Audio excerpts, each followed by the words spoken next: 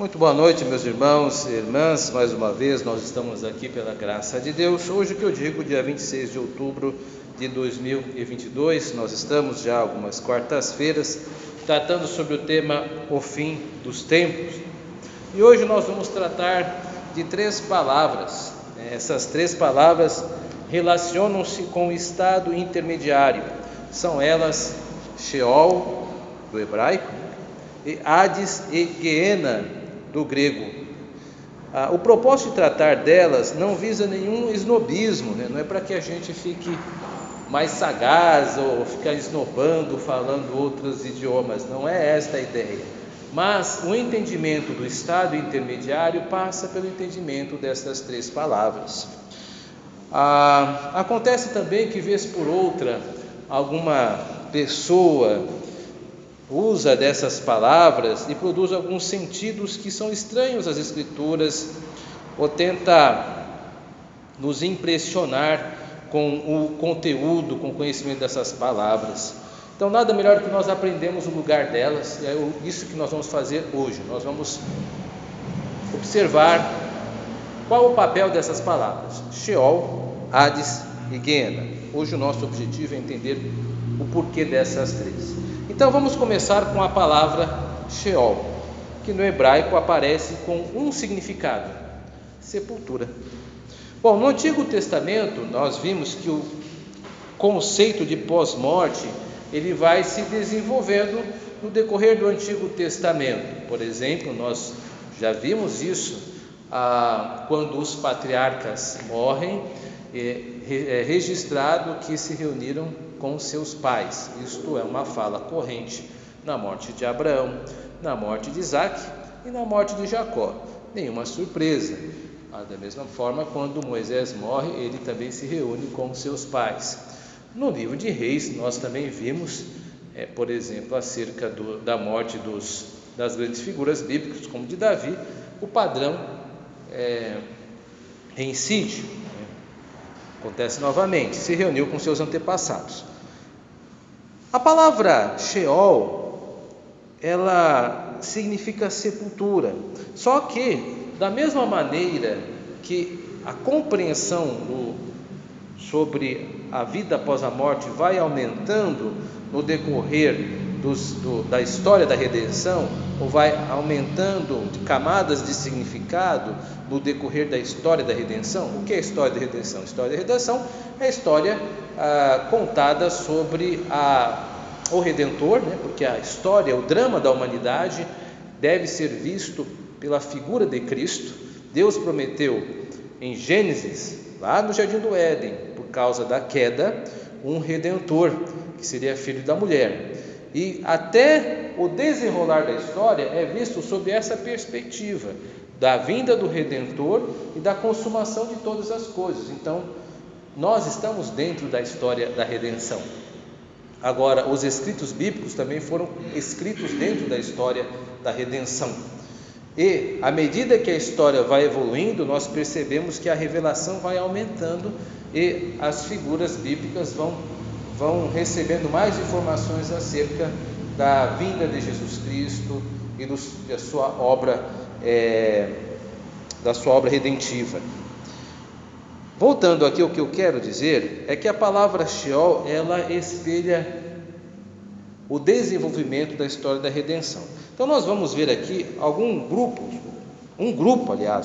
de versículos que expressa a palavra sepultura como Sheol, ou a palavra Sheol ocorre como sepultura. Eu vou ler alguns versículos aqui, começando com Gênesis 37, verso 35, da Almeida Revista e Atualizada. Levantaram-se todos os seus filhos e todas as suas filhas para o consolarem. Ele, porém, recusou ser consolado e disse: chorando descerei a meu filho até a sepultura. Quem disse isso foi Jacó, porque ele recebeu a notícia de que José fora morto por feras selvagens. Esta foi a narração entregue pelos filhos de Jacó. Todos nós sabemos que isso era uma invenção, era uma mentira. José estava vivo, mas Jacó toma aquilo como verdade e ele fica desesperado e diz que irá chorando para a sepultura. não anuncia aqui nada acerca pós-sepultura. Observe isso. Gênesis 42, 38. Almeida Revista Atualizada ainda. Ele, porém, disse: meu filho não descerá convosco, seu irmão é morto, e ele ficou só. Se lhe sucede algum desastre no caminho por onde fordes, fareis descer minhas cãs com tristeza à sepultura. Mais uma vez aqui quem fala é Jacó, porque os filhos dele queriam levar Benjamim para reencontrar-se com José, que não havia se anunciado que era José ainda, e Jacó no seu primeiro momento recusa que Benjamim seja retirado dele, e ele expressa o mesmo dizer que tinha utilizado com José, a ideia de descer à sepultura. Em Números, capítulo 16, verso 33, também há esse registro: desceram vivos à sepultura com tudo o que possuíam. Aqui é uma referência às figuras, aos personagens que levantaram-se contra Moisés e a terra os engoliu. Então eles desceram vivos à sepultura. Último texto, Jó, capítulo 7, verso 9. Tal como uma nuvem se desfaz e passa, aquele que desce à sepultura jamais tornará a subir. Aqui encerra-se então esse grupo de versículos que utiliza a palavra Sheol como sepultura. Então esgotou-se? Não. Alguns, existem dezenas, na verdade, de citações com a palavra Sheol, e eu colhi apenas algumas no Antigo Testamento para representar esse pensamento de que a aplicação dela é para a sepultura. Entretanto, agora o estudo começa a ficar um pouco mais denso, e eu peço que você redobre a atenção. Agora que nós percebemos que a palavra Sheol pode ser traduzida, e geralmente é como sepultura, ela vai tomar dentro da história da redenção um significado um pouco maior, representado por esses 3 versículos que eu vou citar. Note aí. Primeiro versículo, Salmo 16, verso 10, entretanto, eu vou utilizar a NVI. Diz assim: porque tu não me abandonarás no sepulcro, nem permitirás que o teu santo sofra decomposição. Muito bem. Salmo 49, verso 14. Daqui a pouco eu retomo esse versículo. Salmo 49, verso 14. Os ímpios, a ideia aqui dos ímpios, como ovelhas são postos na sepultura. A morte é o seu pastor. Eles descem diretamente para a cova, onde a sua formosura se consome. A sepultura é o lugar em que habitam. Salmo 49, verso 15, ou seja, o versículo posterior, diz assim: mas Deus redimirá a minha vida da sepultura e me levará para si. Todas essas citações ainda mantêm a palavra Sheol, mas o significado agora acrescentou, aumentou.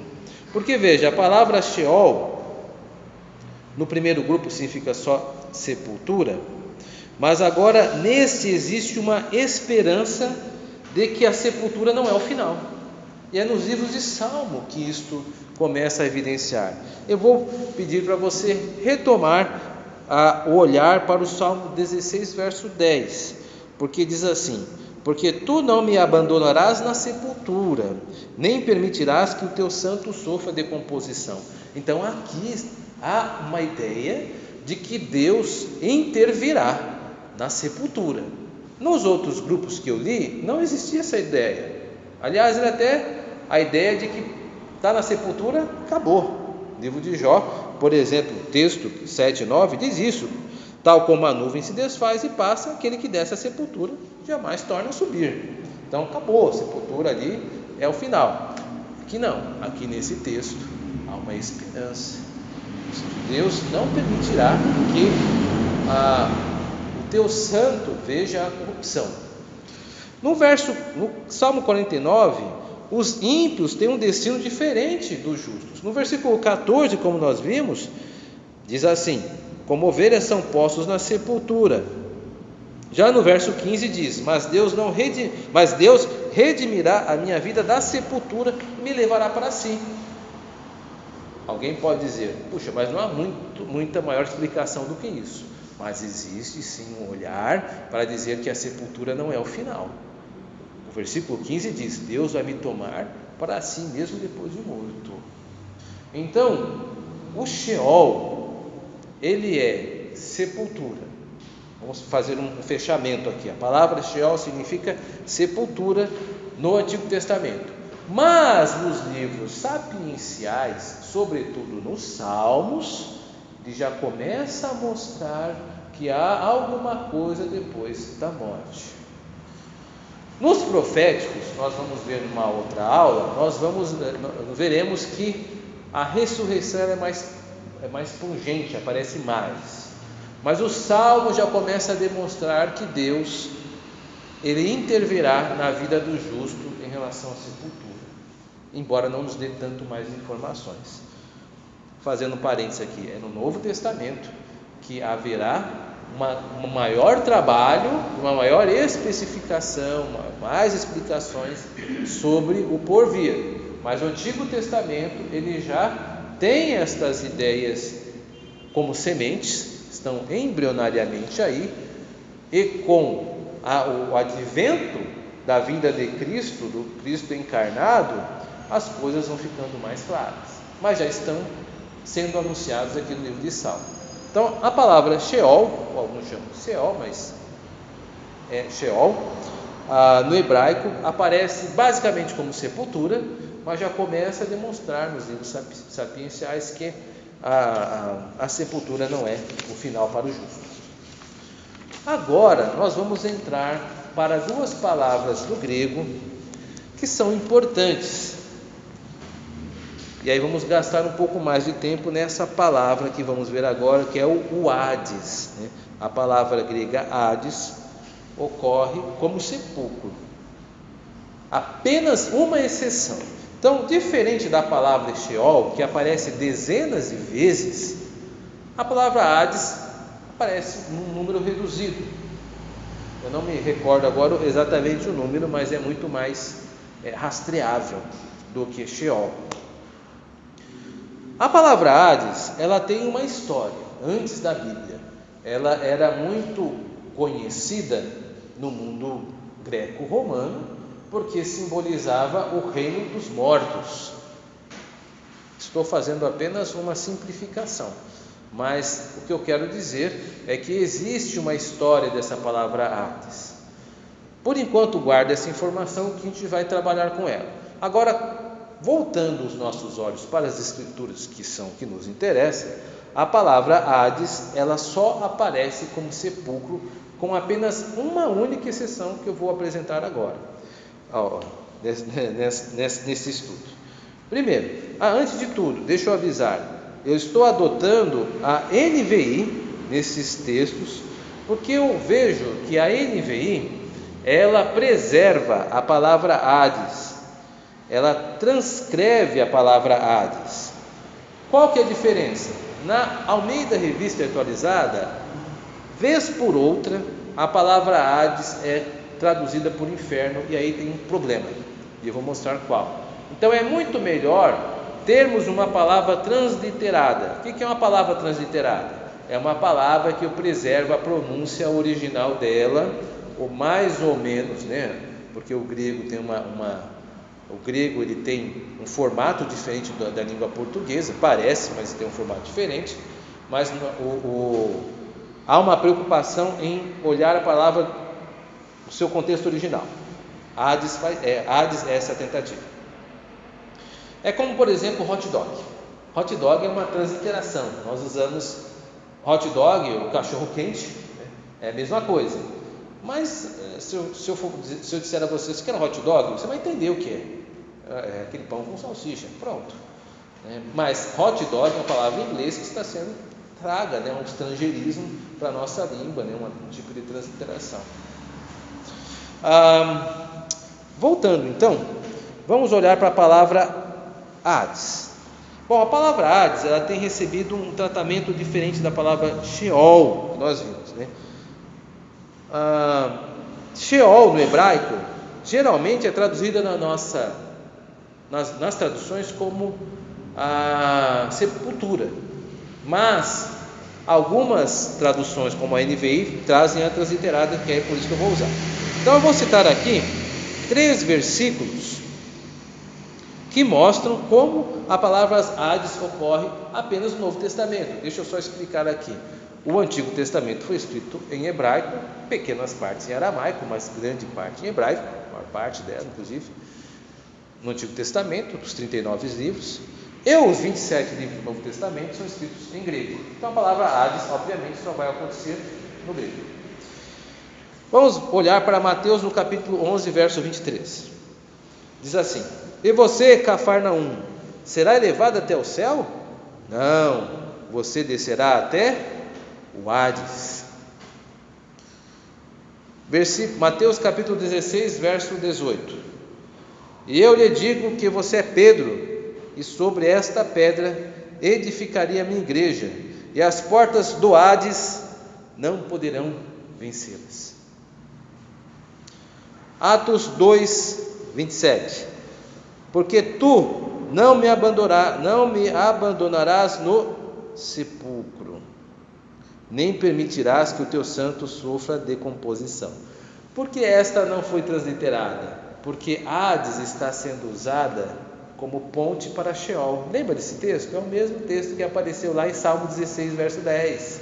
Só que aquele texto é escrito em hebraico. Agora nós estamos com o grego. Então ele mantém a sepultura. Quero que vocês percebam, meus irmãos e irmãs, que Hades está relacionado com sepultura. É a mesma palavra do Sheol, a mesma função. Agora, existem algumas traduções que traduzem para inferno. E eu vou mostrar que isso dá um grande problema, porque existe no Novo Testamento uma palavra para inferno que não é o Hades. Então, o que acontece? Algumas traduções optam por traduzir o inferno, porque acham que é intercambiável. O que é intercambiável? Que funciona, inferno funciona para Hades. E tem algumas que traduzem como reino dos mortos, que é o pensamento grego.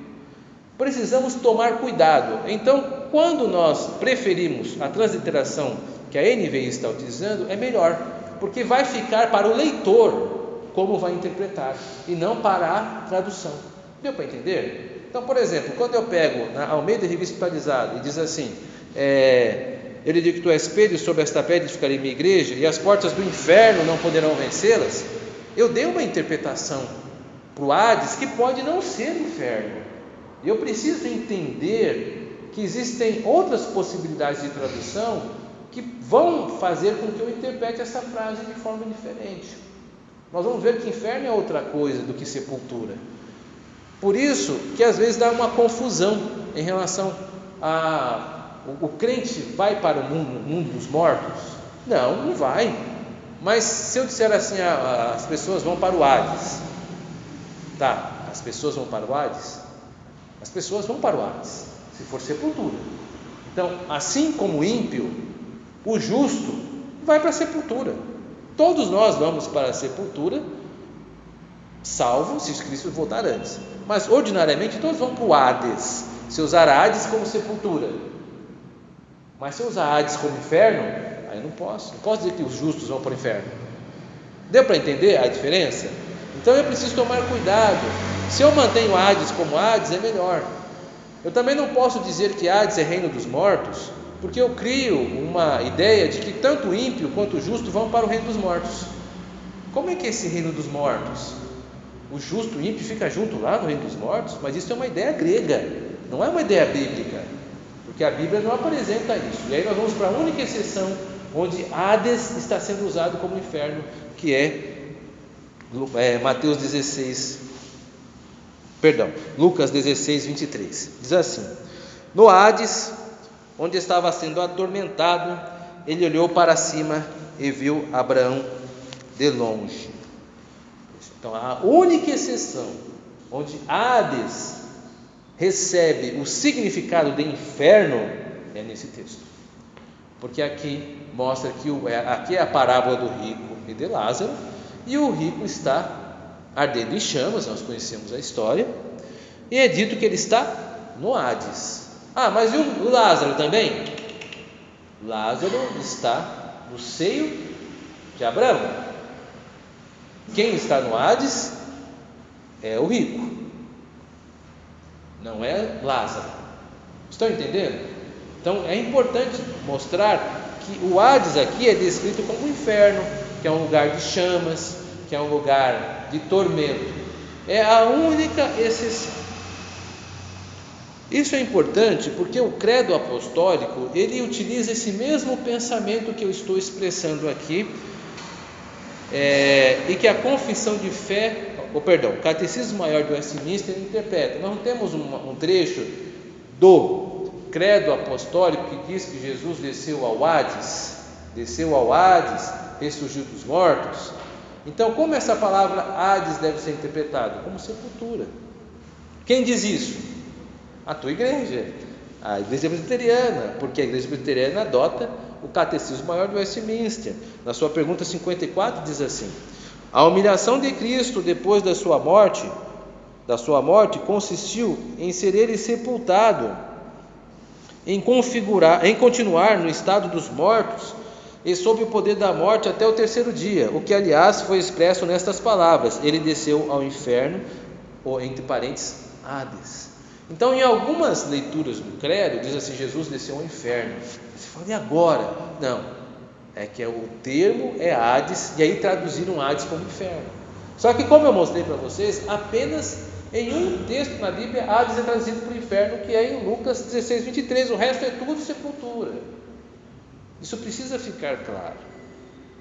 Agora eu vou falar sobre a terceira e última palavra dessa noite, que é a palavra Guiena. E agora vocês vão entender de uma forma mais global por que a minha insistência no Hades, e aí depois nós voltamos para as considerações. Então vamos lá, sobre a palavra Guiena. Agora vamos usar a Almeida Revista Atualizada, que geralmente é a que nós utilizamos aqui na igreja. Então eu posso usar ela, porque ela vai usar a palavra Guiena sempre como inferno. A palavra Guiena é inferno, pronto. Essa é a tradução dela, é a tradução natural. Então, por quê?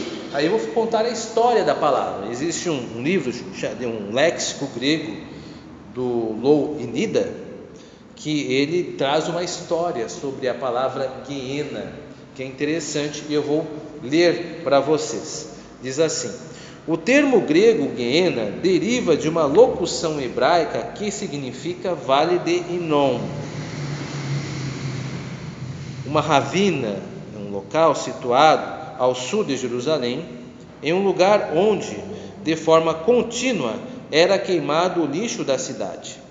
Segundo uma crença popular judaica daquele tempo, o juízo final deveria ocorrer naquele vale, e isso explica a ampliação semântica por via da metáfora do Vale do Inom para o inferno. O que ele quer dizer aqui? Ele está dizendo que a Vale do Inom, em hebraico, Vale do Inom. Só que quando traduz para o grego, ficou como Guiena, uma locução, juntou as palavras e ficou em grego, que nós traduzimos como inferno. Continuando a leitura do Nida. Na maioria das línguas, Guiena é traduzido por lugar de punição, ou lugar onde os mortos sofrem, ou lugar onde os mortos sofrem por causa dos seus pecados. Quero dizer que existia um local em Israel onde o lixo era queimado continuamente, e esta ideia, ela se consolidou e traz essa imagem de inferno como lugar de um fogo que não se apaga. É o Vale do Inom. No Antigo Testamento ele já aparecia. Era um lugar, por exemplo, onde ocorria o culto a Moloque, e algumas crianças inclusive eram queimadas nesses locais. É o Vale do Inom, que vai se chamar Guiena, que é a palavra inferno. Então, capta essa imagem. E no Novo Testamento essa imagem ela é utilizada pelos evangelistas para traduzir. Vamos lá e ver que a palavra Guiena sempre aparece com esta imagem de fogo e tormento. Mateus 5,22, por exemplo: eu, porém, vos digo que todo aquele que, sem motivo, se irar contra seu irmão, estará sujeito a julgamento. E quem proferir um insulto a seu irmão, estará sujeito a julgamento do tribunal. E quem lhe chamar tolo, estará sujeito ao inferno de fogo. Mateus 10,28: não temais os que matam o corpo e não podem matar a alma. Temei antes aquele que pode fazer perecer no inferno tanto a alma quanto o corpo. A palavra inferno, mais uma vez, como Guiena. E Tiago 3, verso 6: ora, a língua é fogo, é mundo de iniquidade. A língua está situada entre os membros de nosso corpo e contamina o corpo inteiro, e não só põe em chamas toda a carreira da existência humana, como também é posta ela mesma em chamas pelo inferno. Então está vendo, a palavra inferno, ela sempre é utilizada para traduzir por Guiena. Agora vamos tentar olhar o quadro todo. Eu expliquei que Sheol no hebraico é sepultura, mas que nos livros sapienciais ela começa a tomar um outro olhar de que o justo ele vai ser retirado dessa sepultura. Não deu detalhe, mas a sepultura não é o final para o justo. Ponto. Olhando para o Novo Testamento, nós temos o Hades, que é sempre sepultura, apenas com uma exceção, que é em Lucas 16:23. Eu expliquei que chamar Hades de inferno pode trazer preocupações, e não é correto também pensar em Hades como reino dos mortos, porque isso é uma cultura helenística grega. E agora, esta palavra Guiena sempre é inferno. Por isso que você sabendo disso, fica mais fácil para entender que a Bíblia ela tem um local intermediário, um estado intermediário, um estado entre essa atual dispensação, esta era, e a nova era que eu estou dizendo, a plenitude com Cristo. Os mortos, as pessoas que já morreram fisicamente, e que as almas estão nesse estado intermediário, aguardam com os que estão vivos, que esta nova era apareça com a vinda de Cristo. Todos estamos em uma expectativa, inclusive os que já morreram. Nós nos encontraremos com aqueles que estão mortos quando Cristo vier e ressuscitá-los, para que aí sim possa ocorrer o juízo, e aí o novo céu e a nova terra. Então, enquanto isso não ocorre, as pessoas que morrem, ou elas vão para o céu com Cristo, ou vão para o Guiena, que é o inferno. Antes de ir para o Guiena, tanto o justo quanto os injustos, eles vão para a sepultura. Todo mundo aqui, se Jesus não voltar, pode fazer o seu convênio funerário, porque nós vamos para a sepultura, tanto o justo quanto o ímpio. Mas para o Guiena só vai o ímpio, o justo vai para o céu. Algumas considerações.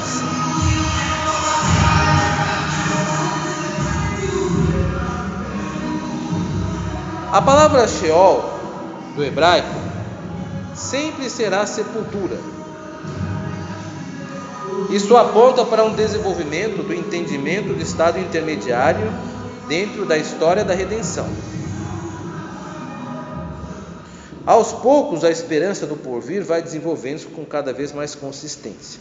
Quando a palavra grega Hades é traduzida por inferno, isso pode causar confusão, porque inferno é o local onde as pessoas ímpias irão aguardar a sua ressurreição para serem julgadas. Já o Hades significa sepultura, assim como Sheol também significa. Para ilustrar melhor, podemos afirmar que todos os justos e os ímpios ordinariamente irão para a sepultura, mas apenas os ímpios irão para o inferno. Já a palavra Guiena identifica apenas o inferno, sendo mais estável, utiliza-se apenas para apontar o local de sofrimento. Esse é o papel de Guiena. Uma curiosidade para encerrarmos: o inferno não é um local onde Satanás está ou irá. Satanás, ele nunca pisará no inferno. Então essas ideias de que Satanás está no inferno, na verdade se devem a um livro chamado A Divina Comédia de Dante Alighieri, um livro que fez muito sucesso e trouxe esta imagem, mas a Bíblia não sustenta isso. Satanás, ele nunca pisará no inferno. No final dos tempos, ele vai para o lago de fogo, que é outra coisa, e a gente vai trabalhar em outra aula. Eu espero que você tenha gostado, que Deus te abençoe. Amém.